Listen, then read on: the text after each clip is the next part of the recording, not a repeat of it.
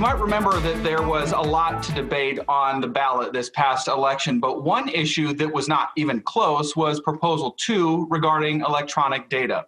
Here to review that proposal and the basics regarding searches and seizures is attorney Tom Sinus of the Sinus Dramus law firm.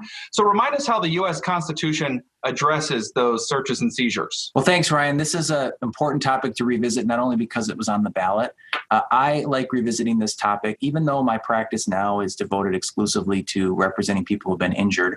In my former life, I was a prosecutor, and I was reminded about how these constitutional law principles touch all of our lives. And that's what we see here in Proposal 2. It's a constitutional law concept that people voted on. So to your question, what does the original Constitution say? Well, the U.S. Constitution, the Fourth Amendment, says that the right of the people is to be secure in their, quote, persons, houses, papers, and effects against unreasonable searches and seizures, and that no warrants, we think search warrants, shall issue without probable cause. So that's the original language of the amendment. And the key words, I think, persons, houses, papers, and effects. So the courts over time have been trying to interpret what does that mean beyond what those words maybe meant when the amendment was written. So we have a whole line of United States Supreme Court cases dealing with interpreting those words in different contexts as, of course, technology has changed. So, for example, the U.S. Supreme Court has held previously that installing a GPS device, a tracking device on a vehicle without a warrant was not reasonable, or searching someone's cell phone location data without a warrant was not reasonable. But on the other hand, the U.S. Supreme Court has also said that there's this idea that sometimes people turn over things to a third party. And when they turn over things to a third party, they have less of an expectation of privacy. And so in that situation, the court has held sometimes